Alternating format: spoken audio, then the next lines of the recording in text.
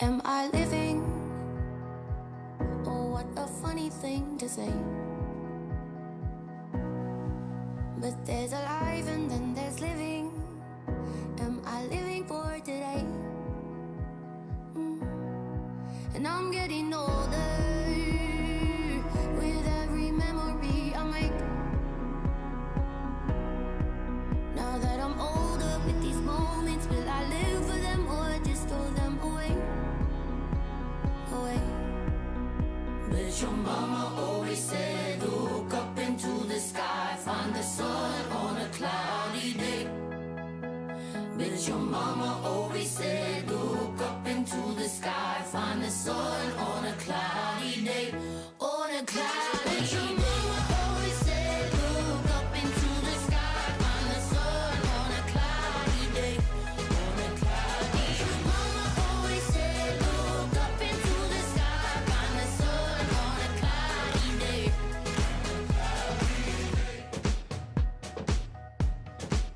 And am I wiser for holding close the friends I make? But if I'm wise, then why this feeling of a child that I can't shake? And I'm getting older with every memory I make. Now that I'm older with these moments, will I live for them or just throw them away? Away. But your mama always said, look up into the sky, find the sun on a cloudy day. But your mama always said, look up into the sky, find the sun on a cloudy day. On a cloudy day. But your mama always said, look up into the sky, find the sun on a cloudy day. But your mama always said, look up into the sky, find the sun on a cloudy day. But your mama always said, look up into the sky, find the sun on a cloudy day. But your mama always said, look up into the sky, find the sun on a cloudy day. On a cloudy day. Your mama always said, look up into the sky, find the sun on a cloudy day. But your mama always said, look up into the sky, find the sun on a cloudy day. Day.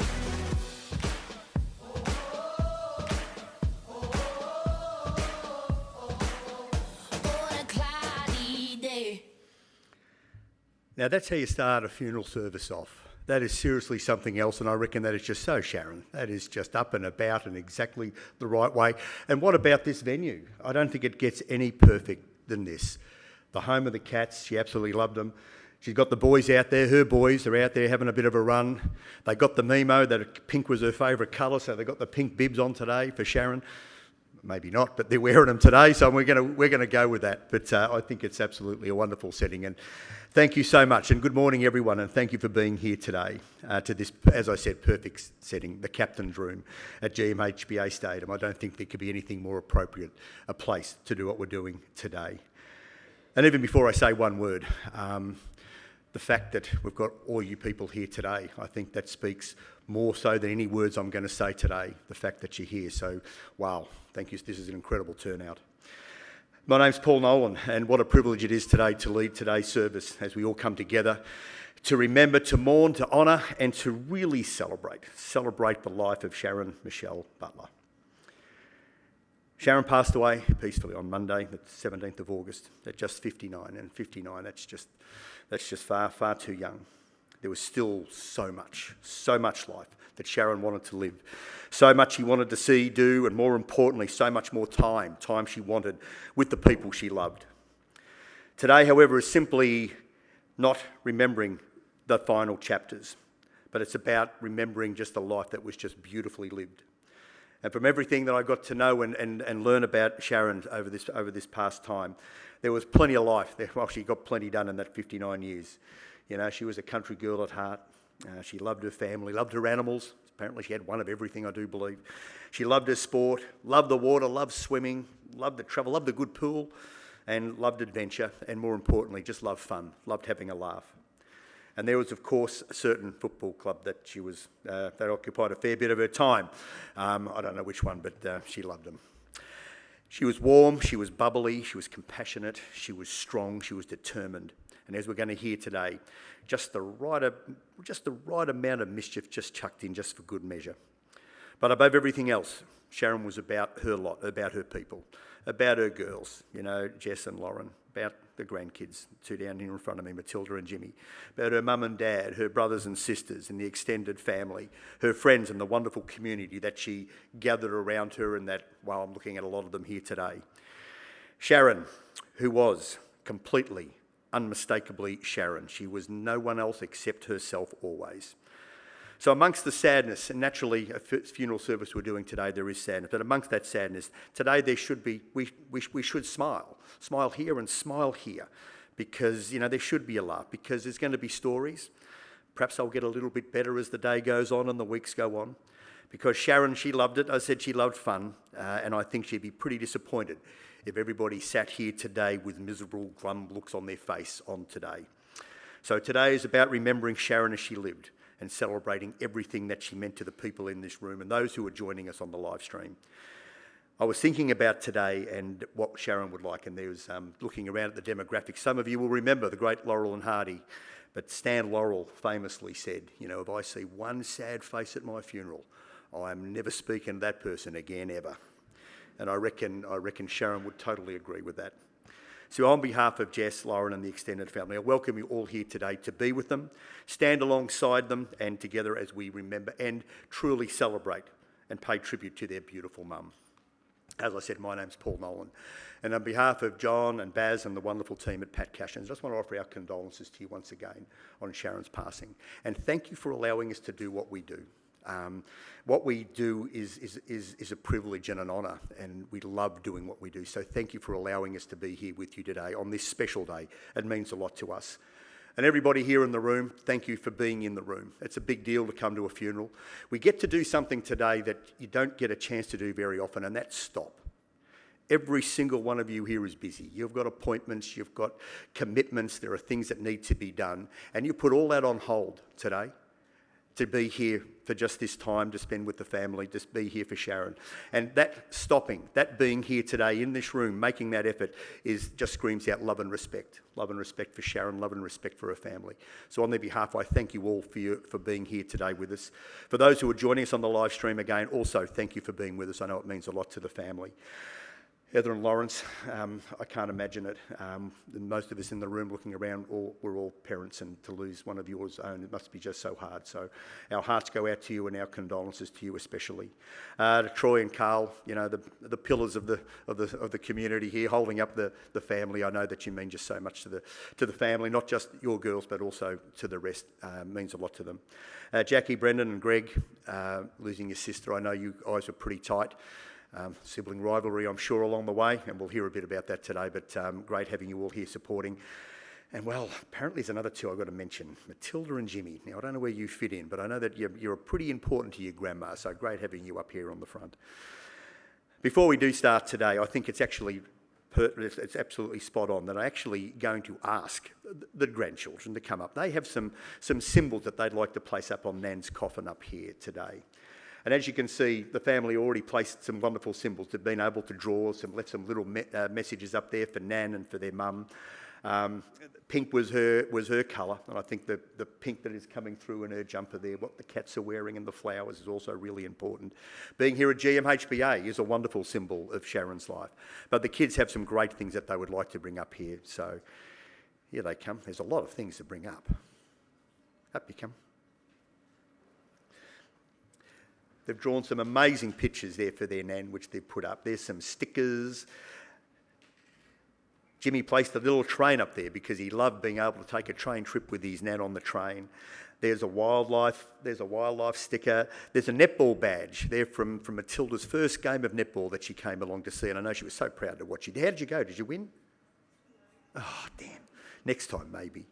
and her favourite flower, which is a frangipani. So they've got a little frangipani up there as well. But those symbols are wonderful, and I know that they resonate you about who your mum was and who your nan was and who your daughter was. But I think that if I was to have the opportunity to ask Sharon about the great symbols of her life, what made it would have nothing to do with this place, nothing to do with those blokes out there. I'd say she'd just get you girls, she'd get her grandkids, and she'd place you all up here, because without doubt, you are the great symbols of her life. You're the ones that she was most proud of. Every life is made up of chapters. Some are easy, some are difficult, and some take us in directions that we would never expect. And Sharon certainly experienced pretty much all of them. But through every chapter, there were certain things that remained constant. Her love for her family, her fierce determination, and her ability to be able to find fun along the way, regardless of the situation. And that unmistakably Sharon quality was just by simply just being herself. Today we're going to hear more about those chapters, about the country girl, the sister, the mum, the friend, the crazy, passionate, nuffy cat supporter, the traveller, and eventually the very, very proud and completely besotted Nan. And most importantly, we'll hear about that from Sharon's people, the ones who mattered most to her and knew her best and loved her most. So with that in mind, I would like to ask Brother Brendan to come forward, and he has a wonderful tribute and eulogy that he would like to share with you all about his sister.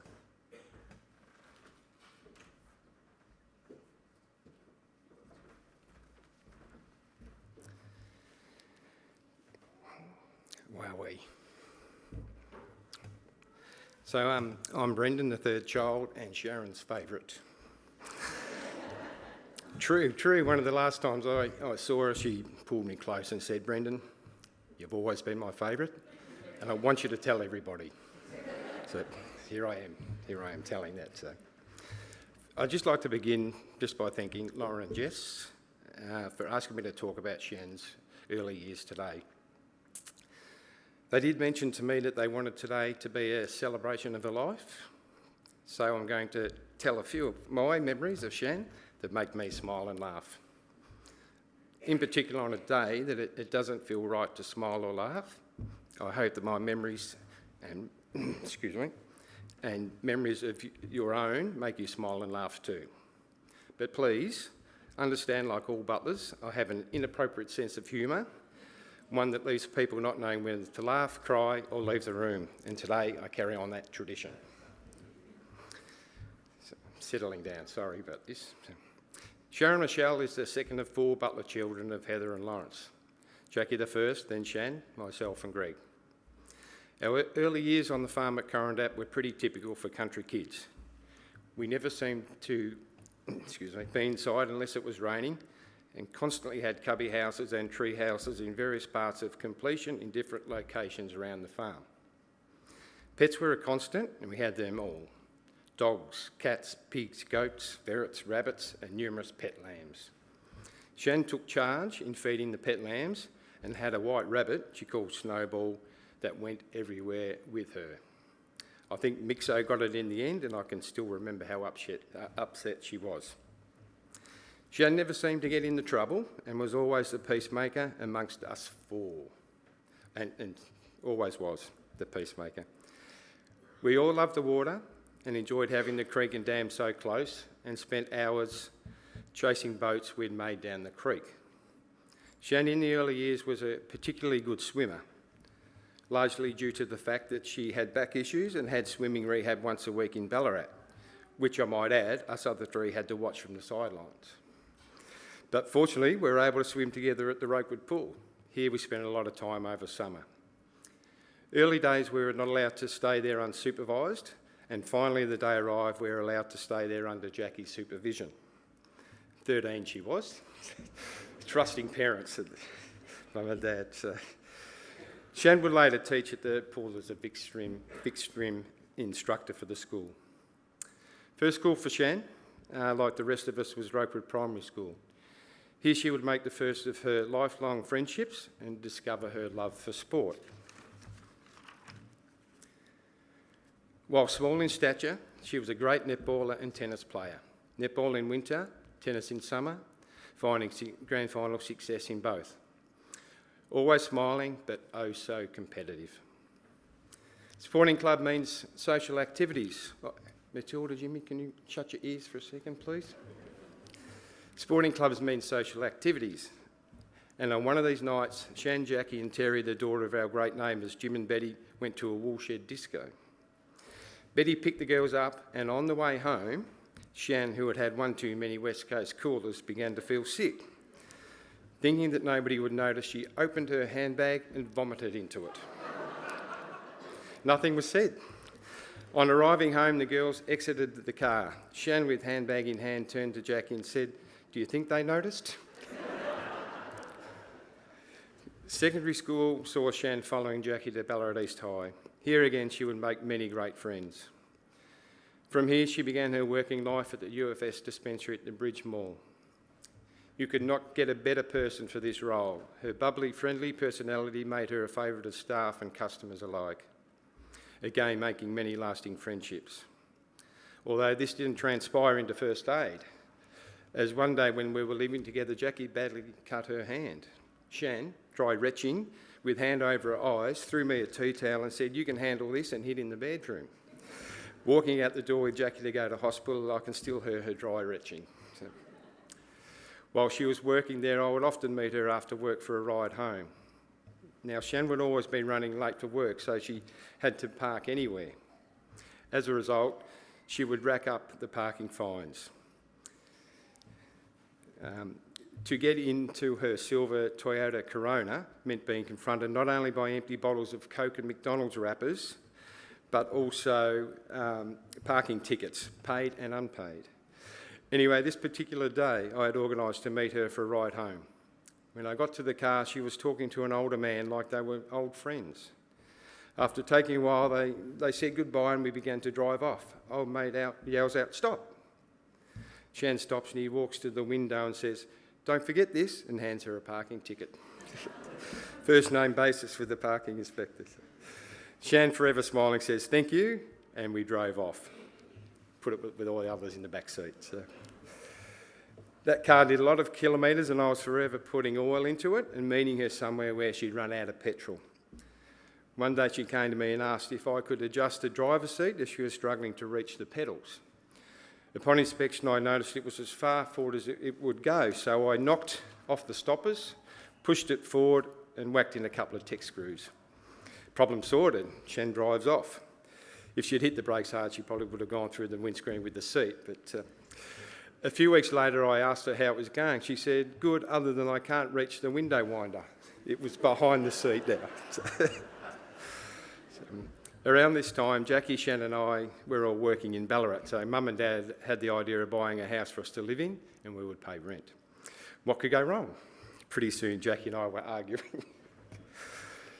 Whenever this happened and it became a shouting match, Shan would get on the phone and ring Mum and Dad. "They're at it again, Mum and Dad." Mum and Dad would come in and settle things down until the next time. One of these times was when Jackie tired of me not doing dishes, so to fix this, she put them in my room as a reminder.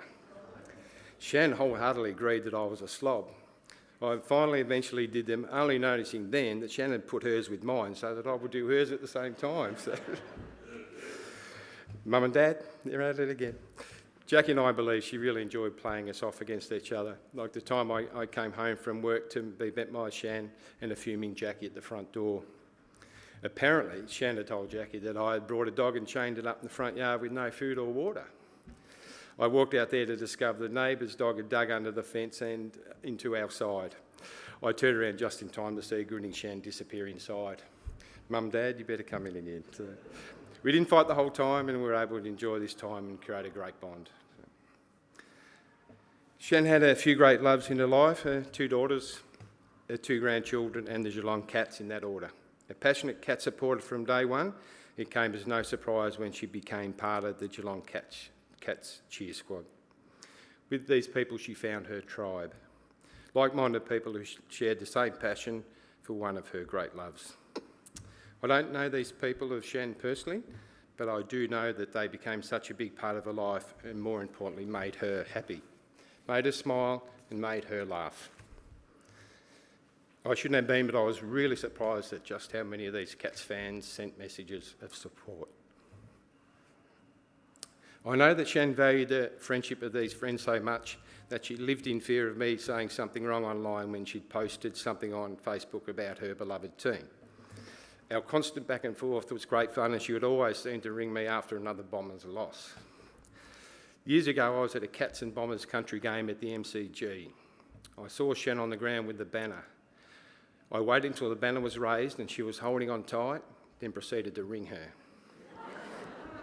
She answered, and while I watched her struggle with the banner, I said, "You busy? Got time to talk?" Anyway, this was the beginning of a game. Whether at the game or at home watching on TV, any time that Cats banner went up, I would ring. In an effort to stop me, she made up some lame excuse about the AFL not allowing phones on the ground. To test her, I rang her not long after. She didn't answer, but she looked around the whole ground as if to say, "You bugger." When my daughter Lane announced to Shan that she had a boyfriend, Ben, Shan's first question to her was, "Does he barrack for Geelong?" Fortunately, he did, so he's a keeper apparently. So we would constantly bicker about who Jimmy would barrack for. I'd given up on Matilda, who was Cats through and through, but I still saw a glimmer of hope with Jimmy, and would constantly tell Shan that he was a chance to be a baby Bonner, much to her dismay. Probably tired of our constant harassment, he's now leaning towards Port Adelaide. Probably better than the Swans, I would suggest. So I'd probably better finish now, as I know Shan had some pull around this joint, and has probably organised somebody to pull the plug on me if I go too long. But and I know she'd also be saying, "Get off, show off." So anyway, I'd like to read a few words to end that Jackie had sent me that best describes Shan for her and probably for most of us here. So, and it was simply, she was always like a ray of sunshine with a smile and a tiny sparkle of wickedness in her beautiful eyes.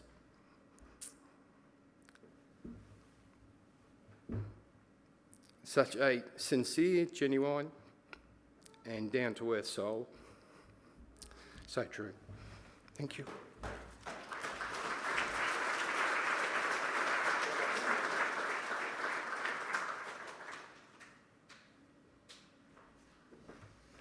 Thanks, Brendan. Absolutely on point.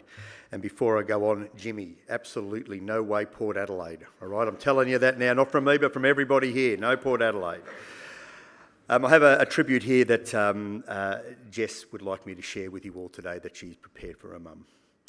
And Jess would just like to thank Brendan for your wonderful, kind words that she said today about your mum, about their mum.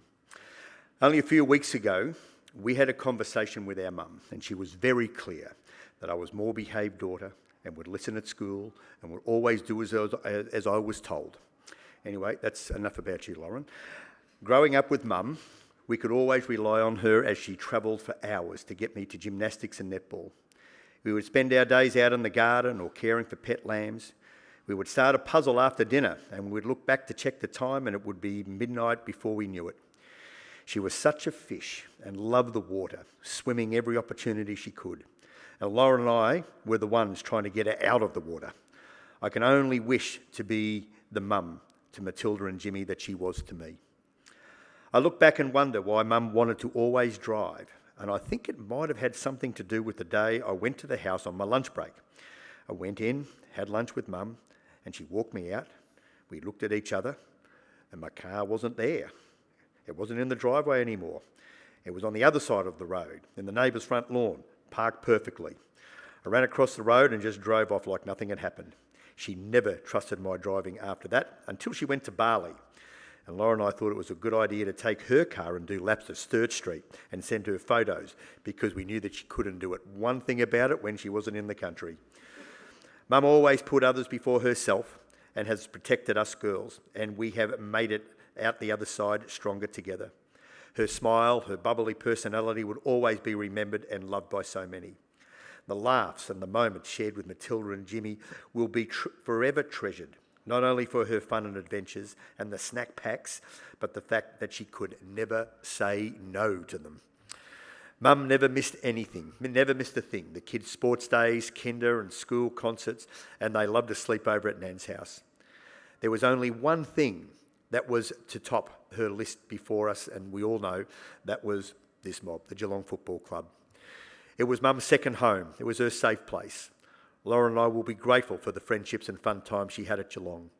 Not only have we lost Mum, Nan, but our best friend. I'm proud of Mum for the strength she carried even when the days felt heavy.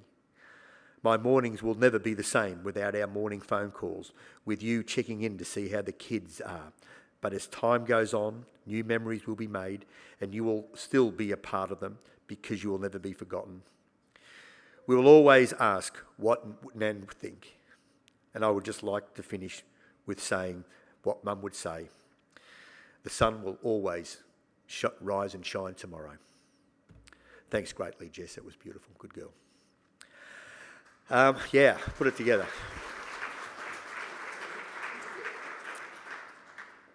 Now, Miss Lauren, the good one. It's your turn, I think.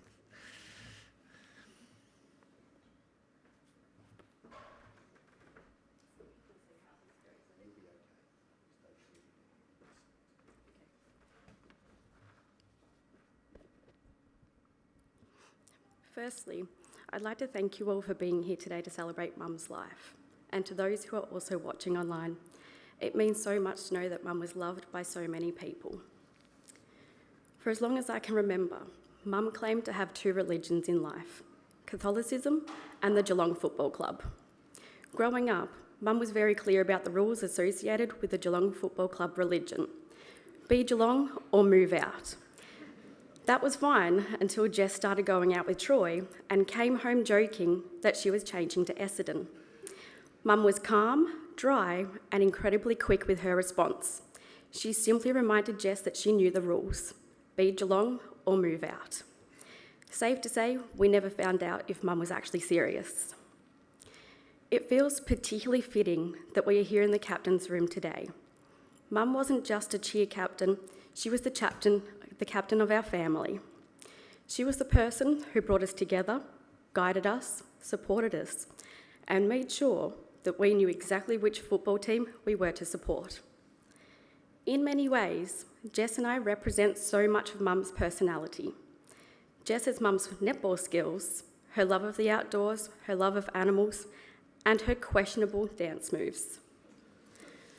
I inherited Mum's patience, her love of travelling and swimming. Mum supported me in more ways than I ever probably acknowledged.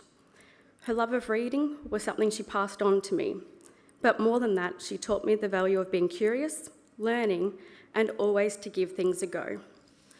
Throughout my high school and university, Mum didn't just support from the sidelines, she would join in. As I spent countless nights studying, she would stay up with me, talking about anything and everything, celebrating my small wins, while gently reminding me that it was nearly bedtime, despite us both knowing that neither of us were going to move. In every moment, she gave her time, her patience, and her company when she could have been doing 100 other things. Looking back, I realised that those ordinary moments, sitting together, shopping, at the footy, talking, laughing, or simply being in the same room, were some of the greatest gifts she gave me. Mum was always present, and I think that is one of the things I will miss most, knowing that no matter what I was doing, I could look over and Mum would be there. Mum guided us through some pretty tough times, and she welcomed us always with warmth and a smile. She put people before herself, always. Mum, you spent your life looking after us, supporting us, and making sure that we were okay. And even when things were incredibly difficult, Mum was still protecting us. She remained resilient and strong, always making sure that we were okay, even when she wasn't. When the time came, I wanted more than anything to be able to do the same for her. To me, Mum, you are perfection, and you always have been.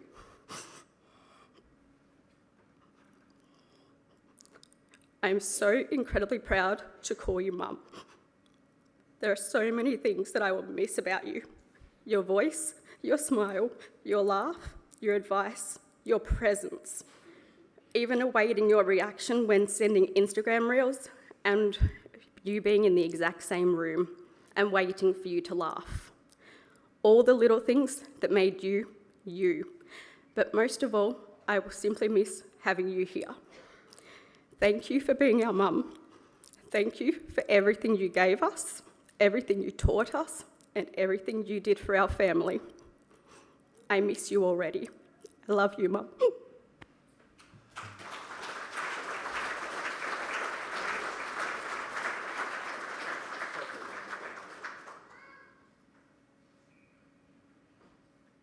you so much, Lauren.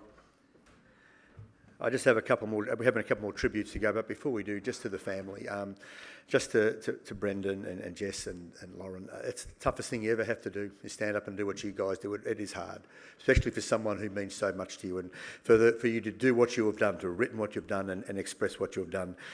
It's brave and wonderful, and I know that Sharon will be very proud. So congratulations to you all on your efforts here today.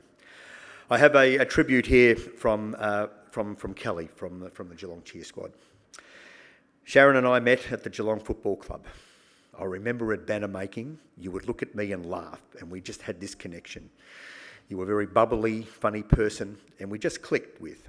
The three amigos, Chaz, Kelly and Annie. We had the best times together, many interstate games away. When an incident happened, we would make T-shirts up and wear them, with only us actually knowing the true meaning behind them. On our gather-round trip, you bought us and Tanya Shorrock a pair of chicken socks to wear around the Horsham Caravan Park. Chicken banana, chicken banana. I suppose you had to be there. Oh, we had some fun times. On a trip to Sydney, we walked 2 kilometres just to get some alcohol. We bought 4 little bottles each. A big night ahead. Well, we only drank 2 bottles each. We were done. You live for your family, you live for your friends and footy. You were very passionate about the Geelong Football Club. I'm so glad we met and shared the most memorable moments. I will never forget the times we had. I'll miss seeing you and having our long video chats. That went for hours. Always in my thoughts.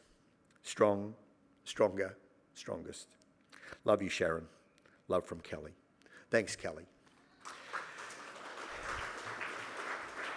And finally, one of the three amigos, if I could ask Annie to come forward, and she has just a little tribute she would like to share with you all about her great friend. And she's a bit short, so I might just go down.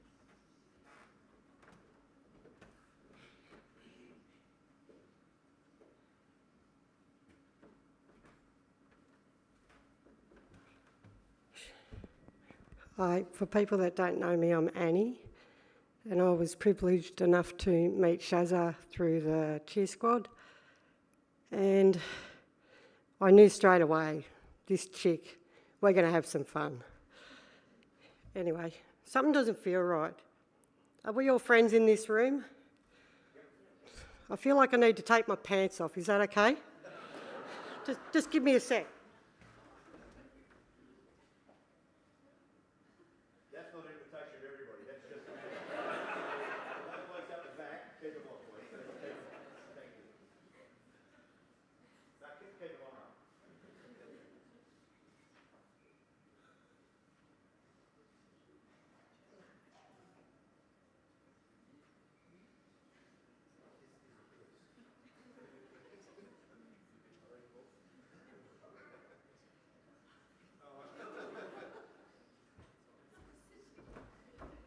Okay.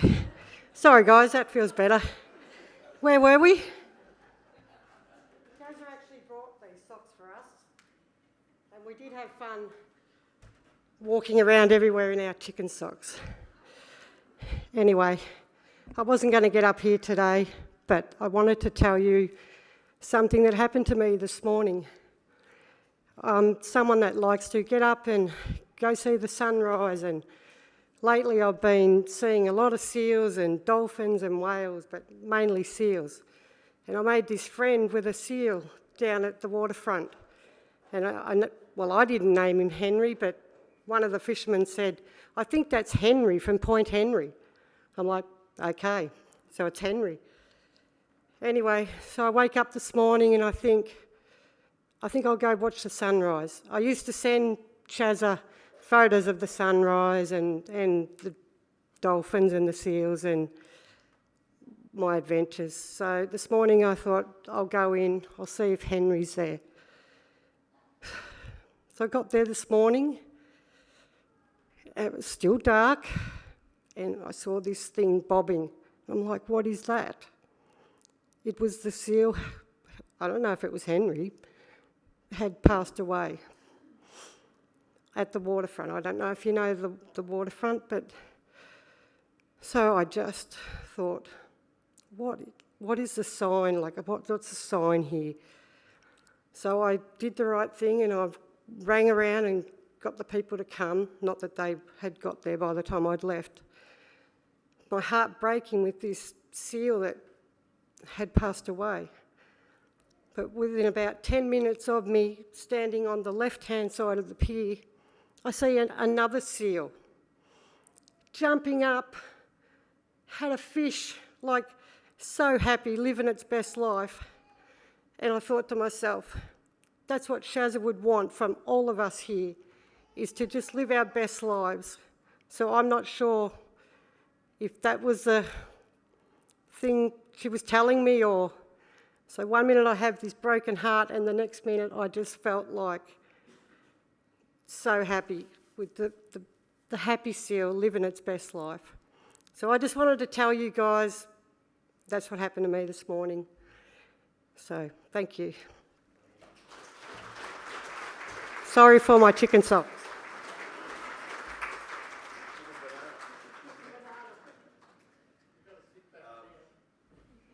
What a wonderful tribute, and as a celebrant, you think you've seen everything. There's another one. Put that one down, Johnny and Baz. I don't think that's going to happen again. Thank you so much, Annie. On a day like today, when someone passes, the most important thing, as we've been listening to the tributes, is memories. Memories are special. You know, like when someone passes, they're the only thing.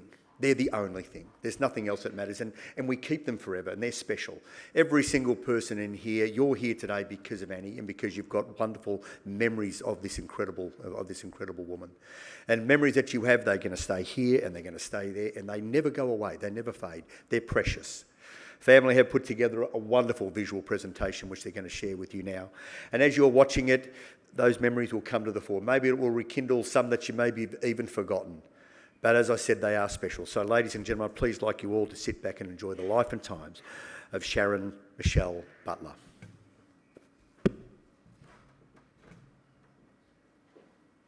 For all those times you stood by me, for all the truth that you made me see, for all the joy you brought to my life, for all the wrong that you made right, for every dream you made come true, for all the love I found in you, I'll be forever thankful, baby. You're the one who held me up, never let me fall. You're the one who saw me through it all. You were my strength when I was weak. You were my voice when I couldn't speak. You were my eyes when I couldn't see. You saw the best there was in me, lifted me up when I couldn't reach. You gave me faith 'cause you believe I'm everything I am because you loved me. Ooh. You gave me wings and made me fly. You touched my hand, I could touch the sky. I lost my faith, you gave it back to me. You said no star was out of reach. You stood by me and I stood tall. I had your love, I had it all. I'm grateful for each day you gave me. Maybe I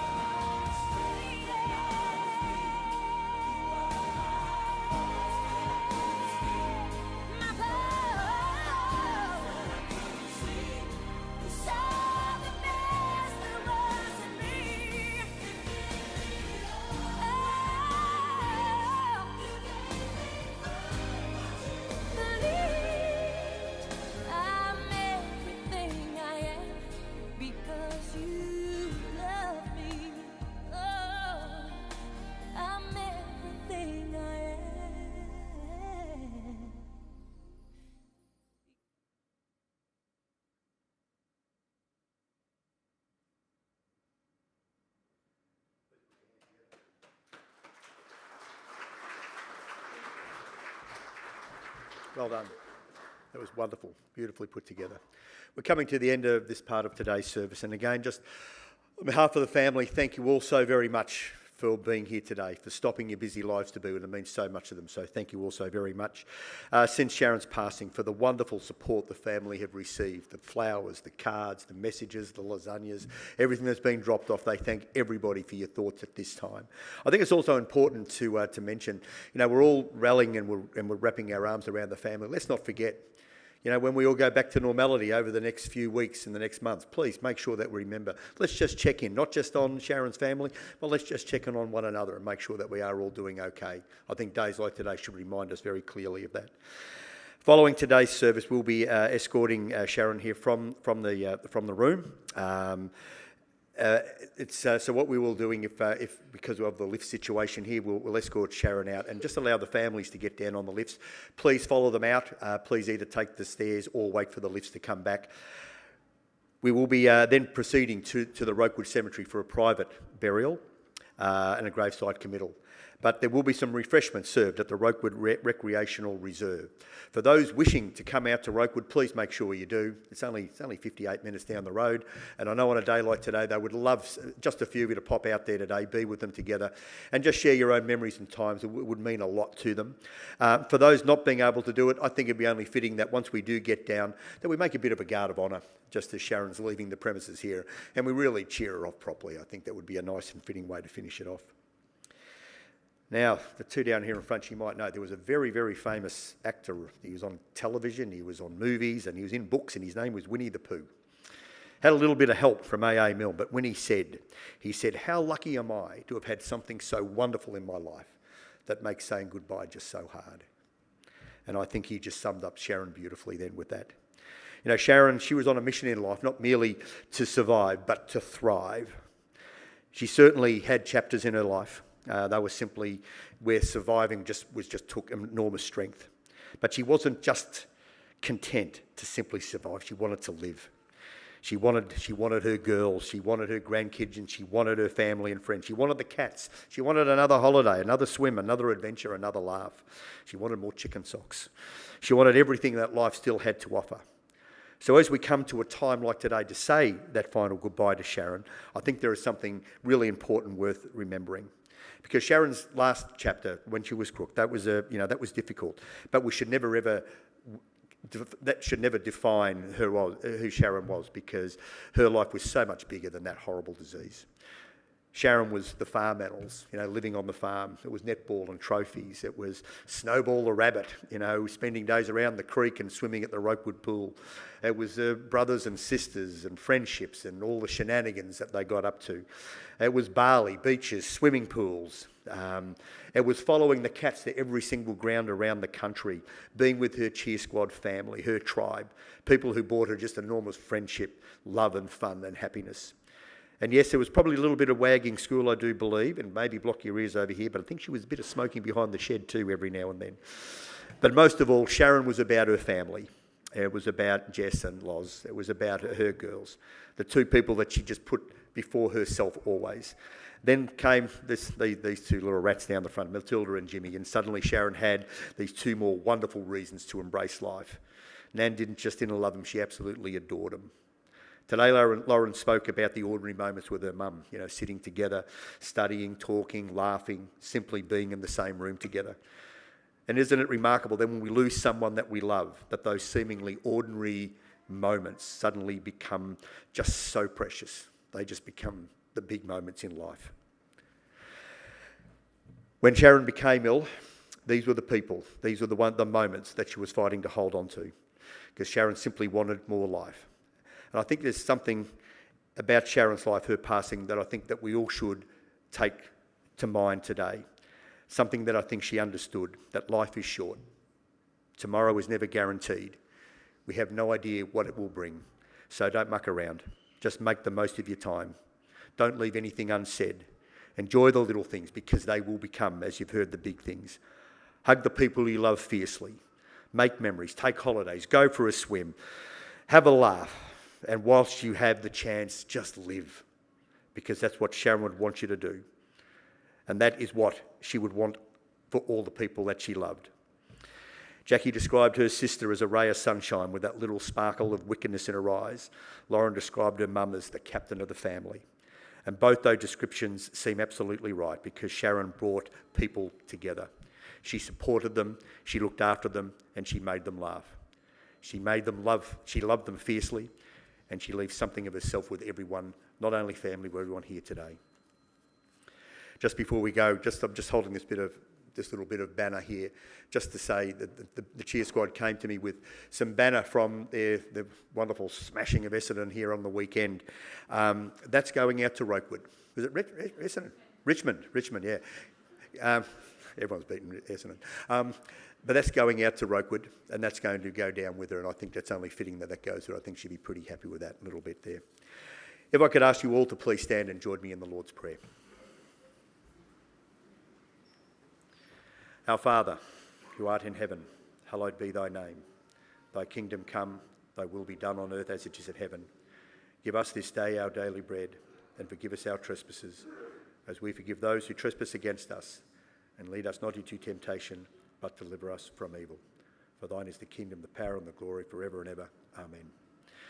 So Sharon Michelle Buttler, thank you for the love you gave, but most importantly, thank you for simply being you. Completely, unmistakably and unapologetically you. You are loved enormously and you will be missed terribly. You get to rest peacefully now, Sharon. And may I just say, ever so insincerely, go Cats.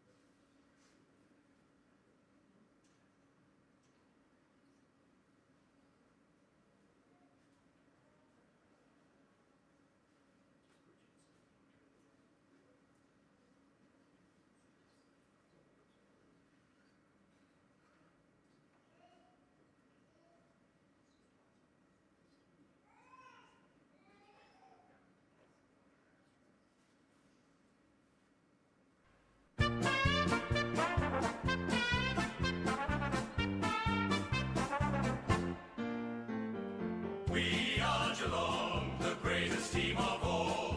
We are Geelong, we're always on the ball. We play the game as it should be played, at home or far away. Our banners fly high from dawn to dark, down at Gardenia Park.